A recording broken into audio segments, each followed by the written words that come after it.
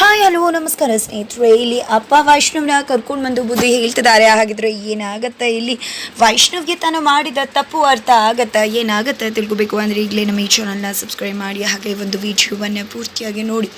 ಇಲ್ಲಿ ವೈಷ್ಣವ್ಗೆ ಅಪ್ಪ ಬುದ್ಧಿ ಹೇಳ್ತಿದ್ದಾರೆ, ನೋಡು ನೀನು ತೋರಿಸ್ತಿರುವುದು ಅನುಕಂಪ ಕಾಳಜಿ ಅಂತ ಗೊತ್ತಾದರೆ, ಇದು ಸುಳ್ಳಿನ ನಾಟಕದ ಪ್ರೀತಿ ಅಂತ ಗೊತ್ತಾದರೆ ಅದನ್ನು ತಡ್ಕೊಳ್ಳೋ ಆಘಾತ ಶಕ್ತಿ ಲಕ್ಷ್ಮಿಗಿದೆಯಾ? ಸ್ವಾಭಿಮಾನಿ ಹುಡುಗಿ ಅವಳು ಕುಗ್ಗೋಗ್ತಾಳೆ.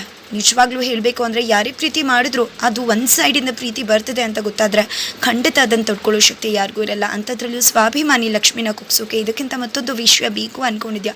ಅವಳಿಗೆ ಜಸ್ಟ್ ನಾನು ಮಾತ್ರ ಪ್ರೀತಿ ಮಾಡ್ತಿದ್ದೇನೆ, ಆ ಕಡೆ ಪ್ರೀತಿ ಬರ್ತಿಲ್ಲ ಅಂತ ಗೊತ್ತಾದರೆ ಅವಳ ಕತೆ ಏನಾಗುತ್ತೆ, ಅವಳಿಗೆ ಎಷ್ಟು ಆಗತ್ತೆ ಅನ್ನೋದನ್ನು ಯೋಚನೆ ಮಾಡಿದ್ಯಾ ವೈಷ್ಣವ್ ಅಂತ ಅಪ್ಪ ಪ್ರಶ್ನೆ ಮಾಡ್ತಿದ್ರೆ, ಈ ಕಡೆ ವೈಷ್ಣವ್ಗೆ ಒತ್ತಾಯಕ್ಕೆ ತೋರಿಕೆಗೆ ಯಾವುದನ್ನು ಕೂಡ ಮಾಡಬಾರ್ದು, ಅದು ನನಗೆ ಇಷ್ಟ ಆಗಲ್ಲ ಅಂತ ನಿಮಗೂ ಗೊತ್ತಿದೆ ಅಲ್ವಾ ನಿಮಗೆ ಇಷ್ಟ ಇಲ್ಲದಿರೋ ಕೆಲಸನ ಈ ರೀತಿ ಮಾಡೋದ್ರಿಂದ ಅದರಿಂದ ಏನು ಪ್ರಯೋಜನ ಆಗುತ್ತೆ ಅಂತ ಲಕ್ಷ್ಮಿ ಕೇಳಿದ ಮಾತುಗಳು ವೈಷ್ಣವ್ಗೆ ನೆನಪಾಗುತ್ತೆ. ಆ ರೀತಿ ಏನೂ ಇಲ್ಲ ಅಪ್ಪ ಅಂತ ಹೇಳಿ ವೈಷ್ಣವ್ ಅಪ್ಪಂಗೆ ಕನ್ವಿನ್ಸ್ ಮಾಡೋಕ್ಕೆ ಟ್ರೈ ಮಾಡ್ತಿದ್ದಾರೆ. ಆ ರೀತಿ ಆಗಬಾರ್ದಪ್ಪ, ಯಾವುದೇ ಕಾರಣಕ್ಕೂ ಆ ರೀತಿ ಆಗಬಾರ್ದು ಅಂತ ಹೇಳ್ತಿದ್ರೆ, ಆ ರೀತಿ ಆಗಬಾರ್ದು ಅಂದರೆ ಮೊದಲು ನೀನು ಲಕ್ಷ್ಮಿ ನಿನ್ನ ಹೆಂಡತಿ ಅನ್ನೋದನ್ನು ಅರ್ಥ ಮಾಡ್ಕೊ, ನಿಜವಾದ ಜೀವನದಲ್ಲಿ ಅವಳೇ ನಿನ್ನ ಪ್ರೀತಿ ಅನ್ನೋದನ್ನು ಅರ್ಥ ಮಾಡ್ಕೊ ಅಂತ ಹೇಳ್ತಿದ್ರೆ ಅದು ಸಾಧ್ಯ ಇಲ್ಲ ಅಪ್ಪ. ಲಕ್ಷ್ಮಿಯವ್ರನ್ನ ಪ್ರೀತಿ ಜಾಗದಲ್ಲಿ ತಂದು ಕೂರಿಸೋಕೆ ನನ್ನಿಂದ ಸಾಧ್ಯ ಆಗ್ತಿಲ್ಲ. ಕೀರ್ತಿನಿ ಯಾವತ್ತಿದ್ರೂ ಪ್ರೀತಿ ಅಂದ ತಕ್ಷಣ ನಾನು ಕಣ್ಮುಂದೆ ಬರೋದು. ನಾನು ಇಷ್ಟು ಕಷ್ಟ ಅಂತ ಅಂದ್ಕೊಂಡಿರಲಿಲ್ಲ. ಲಕ್ಷ್ಮಿಯವ್ರಿಗೂ ಕೂಡ 1 ವರ್ಷದಲ್ಲಿ ಎಲ್ಲ ಸರಿ ಹೋಗುತ್ತೆ ಅಂತ ಮಾತು ಕೊಟ್ಟಿದ್ದೆ. ಆದರೆ ನನಗೆ ಇಷ್ಟು ಕಷ್ಟ ಆಗುತ್ತೆ ಕೀರ್ತಿನ ಮರೆಯೋದು ಅಂತ ಗೊತ್ತಿರಲಿಲ್ಲ. ಕೀರ್ತಿ ಪ್ರೀತಿನ ನನಗೆ ಮರೆತು ಲಕ್ಷ್ಮಿಯವ್ರನ್ನ ಪ್ರೀತಿ ಮಾಡೋಕೆ ಸಾಧ್ಯ ಆಗ್ತಿಲ್ಲ ಅಂತ ಹೇಳ್ತಿದ್ರೆ ಇದು ಧರ್ಮ ಸಂಕಟ ಅಲ್ಲ. 1 ವರ್ಷ ಆದ್ಮೇಲೂ ಈ ರೀತಿ ಮಾತಾಡ್ತಿದ್ಯಾ ಅಂದ್ರೆ ಇದು ಧರ್ಮ ಸಂಕಟ ಅಲ್ಲ, ನೀನ್ ಮಾಡ್ತಿರೋದು ಅನ್ಯಾಯ, ಮೋಸ ಅಂತ ಹೇಳಿ ಅಪ್ಪ ಹೇಳ್ತಿದ್ದಾರೆ.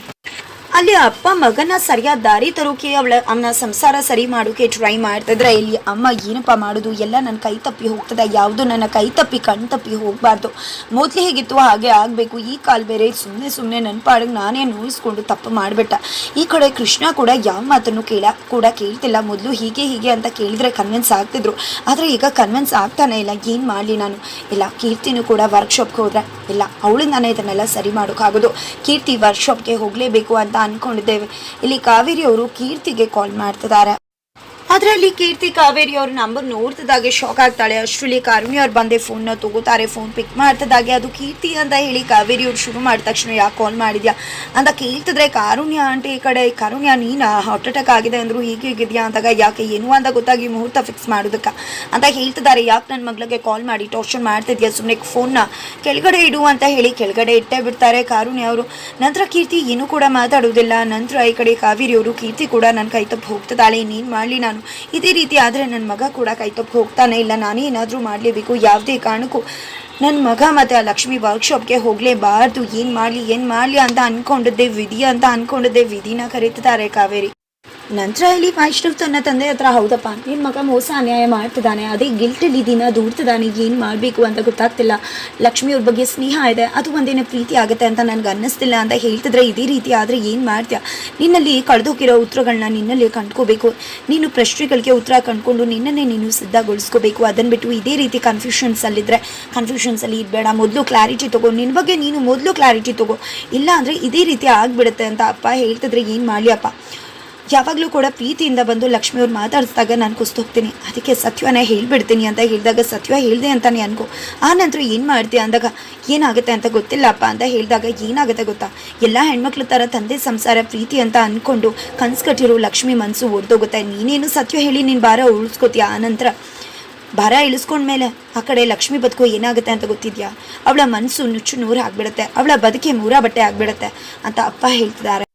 ನಂತರ ಈ ಕಡೆ ವೈಷ್ಣವ್ ಕುಸ್ತೋಗ್ತಾನೆ, ಏನು ಮಾಡೋದು ಅಪ್ಪ ಅಂದಾಗ, ನೋಡು ಮಗ ನಿನ್ನ ಕಷ್ಟ ನಂಗೆ ಅರ್ಥ ಆಗುತ್ತೆ, ಆದರೆ ನೀನು ನಿಜವಾಗ್ಲೂ ಲಕ್ಷ್ಮಿನೇ ನಿನ್ನ ಜೀವನ ಸಂಗಾತಿ ಅಂತ ಅರ್ಥ ಮಾಡಿಕೊಂಡು ಅವಳನ್ನು ಪ್ರೀತಿ ಮಾಡೋದಕ್ಕೆ ಶುರು ಮಾಡಬೇಕು, ಅದನ್ನು ಅರ್ಥ ಮಾಡ್ಕೋಬೇಕು ಅಂದಾಗ, ನನಗೆ ಲಕ್ಷ್ಮಿಯವ್ರಂದರೆ ಇಷ್ಟನೇ ಅಪ್ಪ, ಆದರೆ ಒಬ್ಬಳು ಸ್ನೇಹಿತಳಾಗಿ ಅವ್ರು ನನಗೆ ಬೇಗ ಸ್ನೇಹಿತಳಾಗಿ ಅರ್ಥ ಆದರು, ಅವ್ರದ್ದು ಒಂದು ಗ್ರೇಟ್ ಪರ್ಸ್ನಾಲಿಟಿ ಇದೆ, ಅದು ನನಗೆ ತುಂಬಾ ಇಷ್ಟ ಆಗುತ್ತೆ, ಆದರೆ ಪ್ರೀತಿ ಮಾಡೋದು ಹೆಂಡತಿಯಿಂದ ಒಪ್ಕೊಳ್ಳೋದು ಅಂತ ವೈಷ್ಣವ್ ಹೇಳಿದಕ್ಕೆ ನಿನ್ಗೆ ಯಾಕೆ ಕಷ್ಟ ಆಗ್ತದೆ ಗೊತ್ತಾ, ನೀನು ಹಳೇದನ್ನು ಅಲ್ಲೇ ಬಿಟ್ಟು ಬರಬೇಕು, ಆದರೆ ಹಳೇದ್ರ ಜೊತೆ ಹೋಗ್ತಿದ್ಯಾ, ಅದಕ್ಕೆ ನಿನಗೆ ಇಷ್ಟೊಂದು ಕಷ್ಟ ಆಗ್ತದೆ ಅಂತ ಹೇಳ್ತಿದ್ದಾರೆ ತಂದ.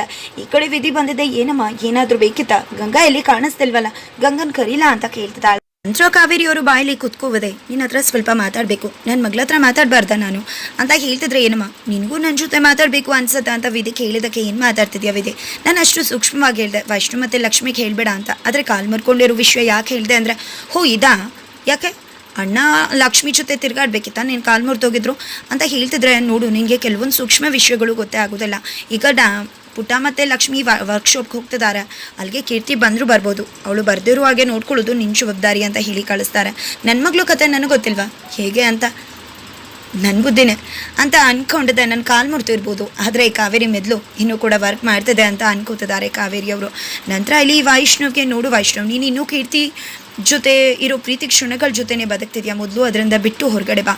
ಲಕ್ಷ್ಮಿನೇ ನಿನ್ನ ಹೆಂಡತಿ ಅಂತ ಬದುಕೋ, ಕೀರ್ತಿನ ನಂಬಿಸೋಕೋ ಏನು ನಿನಗೂ ನಾಟಕ ಮಾಡಬೇಡ. ಲಕ್ಷ್ಮಿಗೋಸ್ಕರ ನಿನಗೋಸ್ಕರ ಬದುಕು, ಪ್ರೀತಿಯಿಂದ ಬದುಕು, ಲಕ್ಷ್ಮಿನ ಪ್ರೀತಿ ಮಾಡು, ಆಗ ಎಲ್ಲವೂ ಕೂಡ ಸಾಧ್ಯ ಆಗುತ್ತಾ. ನಮಗೋಸ್ಕರ ದಯವಿಟ್ಟು ಈ ಕೆಲಸ ಮಾಡು ಮಗನೆ, ನಿನಗೋಸ್ಕರ ಹೇಳ್ತಿದ್ದೀನಿ. ನೀನು ಕೀರ್ತಿನ ಮರೆತು ಬದುಕು, ನಿಜವಾಗ್ಲೂ ಪ್ರೀತಿ ಮಾಡ್ತಿದ್ದೀನಿ ಅಂತ ಅರ್ಥ ಮಾಡಿಕೊಂಡು ಅವಳನ್ನ ಪ್ರೀತಿಸೋಕೆ ಶುರು ಮಾಡು ಲಕ್ಷ್ಮಿನ. ಲಕ್ಷ್ಮಿ ತುಂಬ ಕನಸುಗಳನ್ನ ಹೊತ್ತು ಈ ಮನೆಗೆ ಬಂದಿರ್ತಾರೆ, ಜೊತೆಗೆ ಅವ್ರ ಕನಸುಗಳನ್ನ ಹೊಡೆದು ಅವ್ರ ಮನಸ್ಸಿಗೆ ಹರ್ಟ್ ಮಾಡೋದು ಒಳ್ಳೆತನ ಅಲ್ಲಪ್ಪ, ದಯವಿಟ್ಟು ಅಂತ ಹೇಳಿದ್ದಕ್ಕೆ ಖಂಡಿತ ಪ್ರಾಮಿಸ್ ಮಾಡ್ತೀನಿ. ಖಂಡಿತ ಇನ್ನು ನನ್ನ ಪ್ರಯತ್ನನ ಖಂಡಿತ ಪ್ರಾಮಾಣಿಕವಾಗಿ ಮಾಡ್ತೀನಿ ಅಂತ ವೈಷ್ಣವ್ ಮಾತು ಕೊಡ್ತಾನೆ ಅಪ್ಪಂಗೆ.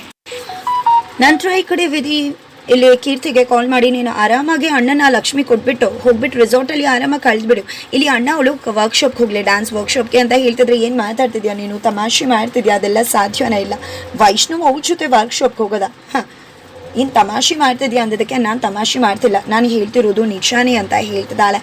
ಜೊತೆಗೆ ನಿಜವಾಗ್ಲೂ ಅಣ್ಣ ಅವಳ ಜೊತೆ ಡ್ಯಾನ್ಸ್ ವರ್ಕ್ಶಾಪ್ಗೆ ಹೋಗ್ತಿದ್ದಾನೆ, ಎಲ್ಲ ನಿನ್ನಿಂದಾನೇ ಆಗಿದ್ದು ಅಂತ ಕೋಪ ಮಾಡಿಕೊಂಡು ಹೇಳಿ ಫೋನ್ ಇಡ್ತಾಳೆ ವಿಧಿ. ಈ ಕಡೆ ಕಣ್ಣೀರು ಹಾಕ್ತಿದ್ದಾಳೆ ಕೀರ್ತಿ ಅವಳ ಹಳೆ ನೆನಪಲ್ಲಿ. ಈ ಕಡೆ ವೈಷ್ಣವ್ಗೆ ನೀನೇನಾದರೂ ಡ್ಯಾನ್ಸ್ ಕಲಿತ್ರೆ ಅದು ನನ್ನ ಹತ್ರನೇ ಅಂತ ಹೇಳಿದ ಮಾತುಗಳು ಇಲ್ಲಿ ಕೀರ್ತಿಗೆ ನೆನಪಾಗುತ್ತಾ. ಯಾವುದೇ ಕಾರಣಕ್ಕೂ ಕೂಡ ಅದು ಸಾಧ್ಯ ಆಗಬಾರ್ದು ಅಂತ ಅಂದ್ಕೊಂಡಿದ್ದೆ, ಅಲ್ಲಿಂದ ತುಂಬ ಸಿಟ್ಟಲ್ಲಿ ಬರ್ತಿದ್ದಾಳೆ. ನಂತರ ಈ ಕಡೆ ವೈಷ್ಣವ್ ಕೂಡ ಬಂದರೆ ಇಲ್ಲಿ ಲಕ್ಷ್ಮಿ ಸಾಂಗ್ ಕೇಳಿಕೊಂಡು ತುಂಬಾ ಕಣ್ಣೀರು ಹಾಕ್ತಿದ್ದಾಳೆ. ಅದನ್ನು ನೋಡಿ ವೈಷ್ಣವ್ಗೆ ಏನೂ ಮಾತಾಡೋಕ್ಕಾಗಲ್ಲ, ಹೋಗ್ಬಿಟ್ಟು ಅಲ್ಲಿ ಪಿಯಾನೋ ಹತ್ರ ಕೂತ್ಕೋತಾನೆ. ಹಾಗಿದ್ರೆ ಮುಂದೆ ಏನಾಗುತ್ತೆ ತಿಳ್ಕೊಬೇಕು ಅಂದರೆ ಮುಂದಿನ ವಿಡಿಯೋಕ್ಕೋಸ್ಕರ ವೇಟ್ ಮಾಡೋದನ್ನು ಮರಿಬೇಡಿ.